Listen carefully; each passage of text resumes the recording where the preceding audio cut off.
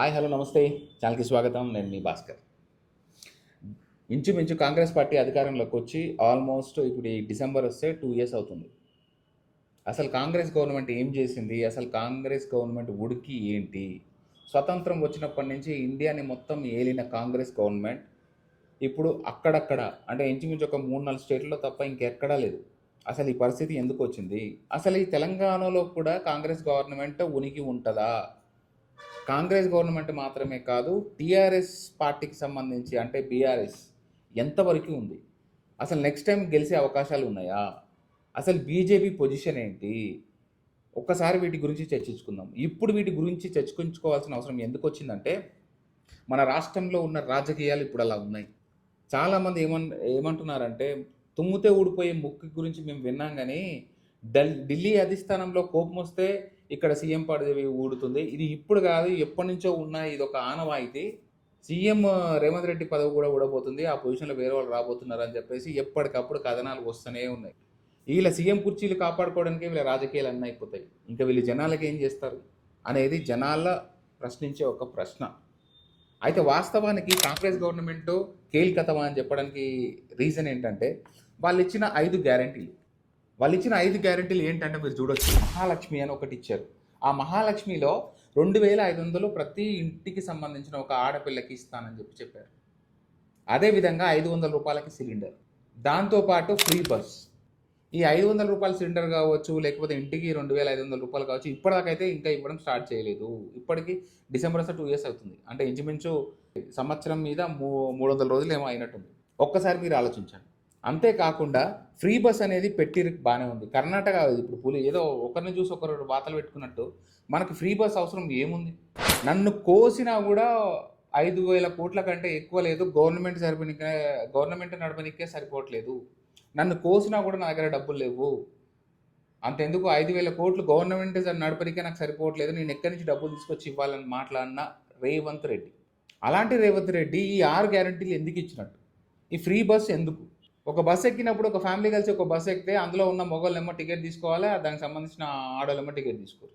నువ్వు సమన్యాయం చేద్దాం అనుకుంటున్నప్పుడు, పైసలు మిగులుదాం అనుకుంటున్నప్పుడు, మరి ఈ ఏదైతే మిడిల్ క్లాస్ ఫ్యామిలీ ఉందో, బీద ఫ్యామిలీ ఉందో అందరు కట్టాల్సి వస్తుంది. అసలు ఏ రకమైన ఆలోచన ఇది? ఎలక్షన్స్ కోసం గెలవడం కోసం ఎంతవరకనే వెళ్ళిపోతారా? నేను కాంగ్రెస్ గవర్నమెంట్ మాత్రమే కాదు, టీఆర్ఎస్ బీఆర్ఎస్ కావచ్చు, లేకపోతే బీజేపీ పార్టీ కావచ్చు, అందరి పార్టీలకి నేను వేస్తున్న క్వశ్చన్ ఒకసారి జనాలే ఆలోచించాలి. అంతేకాకుండా మీరు చూడొచ్చు, గృహజ్యోతి అని చెప్పి ఒక పేరుతో ఒక పథకం పెట్టాడు. 200 యూనిట్లు ఫ్రీ కరెంట్ అన్నాడు. పాత బస్సులో ఇప్పటిదాకా కరెంటు బిల్లు కట్టిన వాళ్ళే లేదు. నల్ల బిల్లులు కావచ్చు, కరెంటు బిల్లులు కావచ్చు, ఫస్ట్ అవి వసూలు చేయండి. 200 యూనిట్లు అంటే ఎంతమంది ఫ్యామిలీలు ఉన్నాయి? అరే మీరేమైనా ఉపాధి కల్పించండి భయ్. ఇట్లా ఫ్రీ ఇచ్చుకుంటూ పోతుంటే ఏముంటుంది? అందులో మిగులు పోయి పైసలే లేవు, ఏ నుంచి తీసుకొచ్చి ఇస్తావు? మా జేబులో నుంచి తీసుకొచ్చి ఇస్తావా పైసలు రేవంత్ రెడ్డి గారు? అంతేకాకుండా ఇంద్రమ్మ ఇల్లులంట, ల్యాండ్ ఇస్తారంట, ల్యాండ్తో పాటు 5 లక్షలు డబ్బులు ఇస్తారంట, కట్టుకోవచ్చు అంట. అసలు ఇది ఎక్కడన్నా జరుగుతుందా? వీళ్ళు అధికారంలో వచ్చినప్పటి నుంచి ఎక్కడన్నా కట్టించారా? వీళ్ళనే కాదు, ఇంతకుముందు ఉన్న గవర్నమెంట్ కూడా నేను అంటున్నా ఇవ్వలేదు. దాంతోపాటు ఇంద్రమ్మ ఇల్లులు అంటారు. పిఎం యోజన కింద కొన్ని ఇల్లులు ఉన్నాయి, కొన్ని అవి ఉన్నాయి, కొన్ని ఒక విధానం ఉంది. ఈ విధానం ఏదైనా పోయి మాట్లాడుకుని ఏదైనా చేసుకోవచ్చు కదా. సెంట్రల్ గవర్నమెంట్ నుంచి మాకేం ఫండ్స్ ఇస్తలేరు, మాకేం చేస్తలేరు అంటే నువ్వు ఇంద్రమ్మ ఇల్లులను పెట్టుకుంటే ఎవరిస్తాడు? నువ్వు కాంగ్రెస్ పార్టీ ఇంద్రమ్మ ఎప్పుడో పోయిందమ్మా.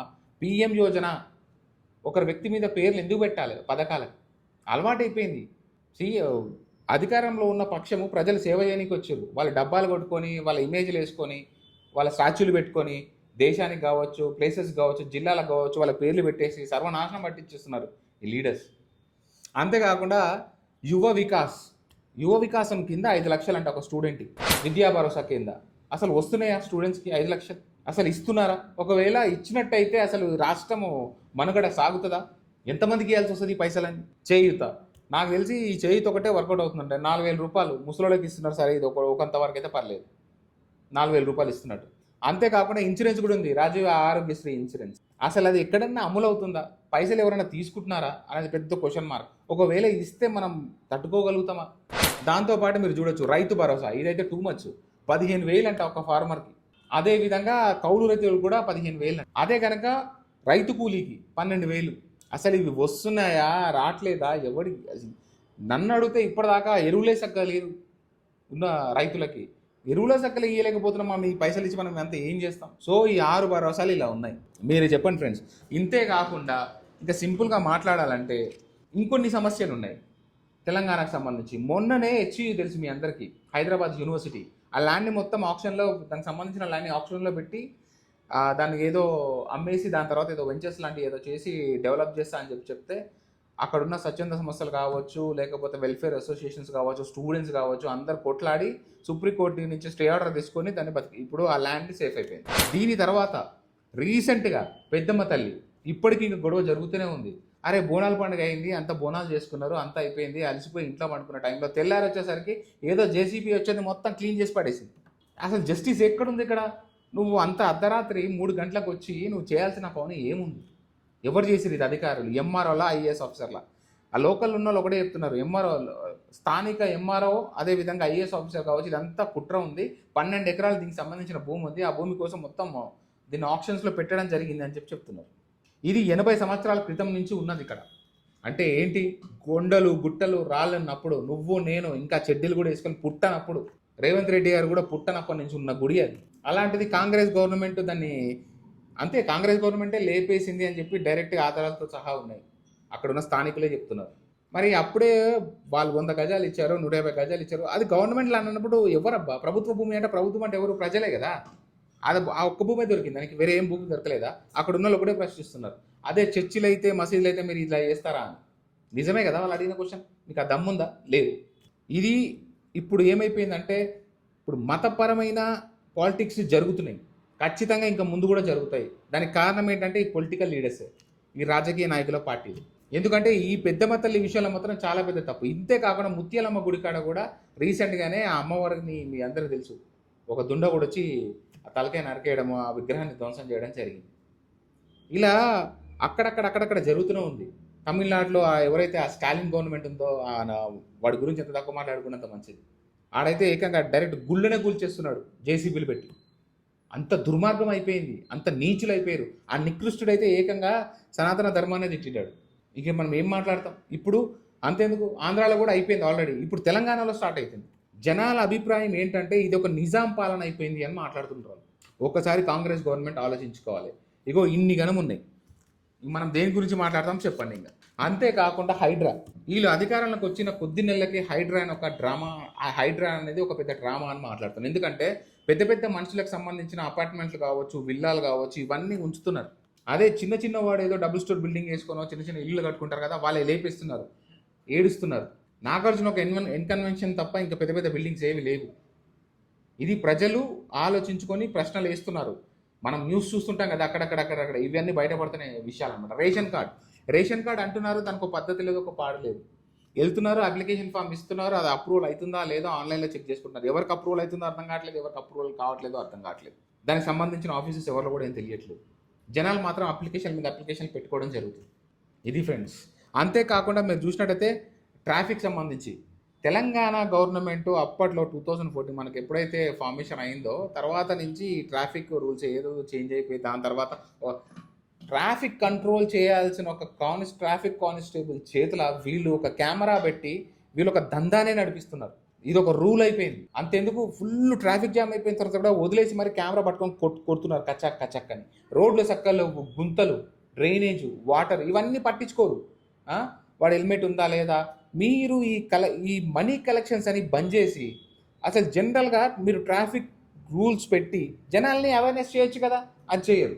వాడు ఏదో పొద్దంతా రాత్రంతా కష్టపడి వాడు ఏదో హెల్మెట్ మర్చిపోయో ఏదో వాడు చేస్తాడు. ఆడ ఫోటోలు దిగడం వల్ల వీడి సంపాదించుకున్న సంపాదన, వీడి కూలి పనులు డబ్బులు కూడా వీడి ఫైన్లకే సరిపోతాయి. అట్నుంచి ఇట్నుంచి తీసుకోడు. జిఎస్టీ పేరుతోటి మద్యము, ఆడు సాయంత్రం మొత్తం మంద అవుతాడు, తర్వాత బండి మీద పోతుంటే ఫైన్ కడతాడు. ఇంకా ఆడు బతుకు ఏముందాడ బతుకు. ఇది మన రాష్ట్రం గురించి ఎంత మాట్లాడుకుంటే అంత. ఇప్పుడు ఇంకొక విషయం గురించి మాట్లాడుకోవాలంటే ఇక్కడ మిస్ వరల్డ్. అసలు ప్రపంచం మొత్తంలో ఏ దేశానికైనా సరే, ఏ గవర్నమెంట్ అయినా ఉండొచ్చు, కానీ తెలంగాణ కాంగ్రెస్ గవర్నమెంట్ అవమానం పడ్డంత అవమానం ప్రపంచంలో ఇంకెవ్వడు పడలేదు. ఎందుకంటే ఒక ప్రైవేట్ సంస్థ చేయాల్సిన ఈ మిస్ ఇండియన్ కాంటెస్ట్ని మన గవర్నమెంట్ తీసుకోవడం జరిగింది. సరే, తీసుకున్నంత వరకు ఓకే, కానీ దానివల్ల ఏమైనా యూజ్ ఉంటుందా అంటే క్వశ్చన్ మార్కే. అంతేకాకుండా చాలా అవమానాలు పాలయ్యాం. ఇంగ్లాండ్కి సంబంధించిన మిస్ ఇంగ్లాండ్ ఎవరైతే ఉన్నారో ఆల్మోస్ట్ మన ఇజ్జత్ తీసిందని చెప్పాలి తను. ఇక్కడనేమో బాగానే ఉంది, అక్కడికి వెళ్ళి మొత్తం నన్ను ఇట్లా హెరాస్ చేశారు, నేను ఇట్లా ఫీల్ అయ్యాను, నన్ను ఒక ప్రాస్టిట్యూట్ లాగా ఫీల్ అయ్యాను అని చెప్పి మాట్లాడేది. అసలు ఏం జరుగుతుందో అసలు తెలంగాణ కాంగ్రెస్ గవర్నమెంట్కే తెలవాలి.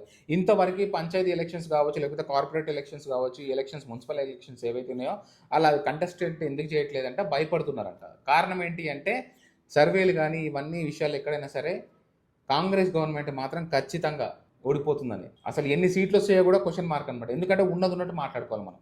అసలు ఈ పట్టు గ్రిప్ అనేది కోల్పోయిందా? ఈ ఎంతవరకు ఉంది? అసలు ఈ రాజకీయ నాయకులు చేతగానప్పుడు వీళ్ళు ఒక్కరిని అంటట్లేదు. నేను టీఆర్ఎస్ గవర్నమెంట్ కూడా అంటున్నా, వాళ్ళది కూడా ఉంది చిట్టా, మాట్లాడతాం ఉండండి. అయితే వీళ్ళు ఎందుకు ఇవ్వాలి హామీలు? నీ జేబులకించి నా జేబులకించి ట్యాక్స్ రూపంలో దండుకోవడం, ఆ పైసలు తీసుకొని పుక్కడి ఒక దగ్గర తగలేయడం. ఈ లక్షల లక్షల కోట్ల ఆస్తులు వీళ్ళకి ఎక్కడి నుంచి వస్తున్నాయి? ఒక 5 సంవత్సరాలు వీళ్ళు అధికారంలో ఉన్నంత మాత్రం ప్రజలు మొత్తం దోసుకోవచ్చా? అయినా ఒక ఇండియన్ సిటిజన్ కావచ్చు, ఒక స్టేట్ సిటిజన్ కావచ్చు, వాడు సిటిజన్గా ఉంటే బాగుంటుంది. వాడి మన ముఖానికి ఒక కార్యకర్త అని పెట్టుకొని, జెండం భుజం మీద పెట్టుకొని, ఒక లిక్కరు, ఒక బిర్యానీ పొట్లాల కోసం పోయినంత కాలం ఇట్లనే ఉంటుంది. ఏ దేశంలో లేని దరిద్రం మన దేశంలో ఉంది. ఇదే ప్రపంచంలో ఏ దేశంలో ఎలక్షన్స్ జరిగినా వాళ్ళు మీడియా త్రూ చెప్పుకోవడం, లేకపోతే పోస్టర్లు వేసుకోవడం, ఫ్లెక్సీస్ పెట్టుకోవడము, అక్కడి నుంచి వాళ్ళు ఏం చేస్తారో ఎక్స్ప్లెయిన్ చేసుకోవడం, అవసరమైతే ఒక డిబేట్లో కూర్చోవడం మీడియా త్రూవే ఉంటుంది. అప్పటి వరకే వాళ్ళు ఉన్న ప్రజలు కావచ్చు, ఎవరైనా కావచ్చు, రాజకీయం గురించి మాట్లాడుకోమంటే తర్వాత వాళ్ళకి నచ్చిన వాళ్ళకి వేస్తారు. అది అటు ఇది ఇటు తర్వాత అయిపోతుంది. మన దగ్గర మాత్రమే నాది ఈ పార్టీ, నీది ఆ పార్టీ, నాది ఒకటే ఇంట్లో ముగ్గురు ఉంటారు. ఎట్లా అంటే బీజేపీ ఒకటి ఉంటాడు, టీఆర్ఎస్ ఒకటి ఉంటాడు, కాంగ్రెస్ ఒకటి ఉంటారు. టీఆర్ఎస్ అంటే బీఆర్ఎస్ అనమాట. వీళ్ళ కొట్టుకుంటుంటారు. వీళ్ళ ఇంట్లో కనీసం వాళ్ళ గిన్నెలో అన్నం ఉందా లేదో కూడా తెలియదు, కానీ వీళ్ళు మాత్రము ఈ పార్టీ కార్యకర్త, ఆ పార్టీ కార్యకర్త అని కొట్లాట, ఫైటింగ్. ఈ దరిద్రమైన రాజకీయాలు మారాలంటే ఒక వ్యక్తిని అభిమానిస్తే అభిమానం వరకే ఉంచాలి, అంతేగాని ఆరాధించి వాడిని దేవుని చేయొద్దు. అనవసరంగా వాని పేరు మీద రాష్ట్రాలకు పేర్లు పెట్టి, జిల్లాలకు ఈ రాకపోయినంత కాలం మన బతుకులు ఇట్లనే ఉంటాయి. తను ఎవరైతే వ్యక్తి ఉన్నాడో రాజకీయానికి వచ్చిండో, ప్రజలకు సేవ చేయడానికి వచ్చిండు, దండాలు పెట్టి వాడిని భుజాల మీద మీనికి రాలే. అట్లాంటి వాడు రాజకీయానికి రావద్దు. వీళ్ళు మాట్లాడేటప్పుడేమో ఎట్లా మాట్లాడతారంటే గౌతమ్ బుద్ధుడు, మహావిష్ణువు అవతారం మళ్ళీ వచ్చిందా అన్నట్టు మాట్లాడతారు. వీళ్ళు గెలిచిన తర్వాత మాత్రం వీళ్ళ అసలు రంగు బయటపడుతుంది. అందుకే అంటారు కదా, ఒక మనిషికి అధికారం ఇస్తే తెలుస్తుంది ఆ మనిషి వ్యక్తిత్వం ఏంటి, ఆ మనిషి కథ ఏంటి అని. సో ఇది ఫ్రెండ్స్. ఇంకోటి టీఆర్ఎస్ పొజిషన్ చూద్దాం. టీఆర్ఎస్ పొజిషన్ ఎట్లా ఉందంటే అమ్మ తోడు,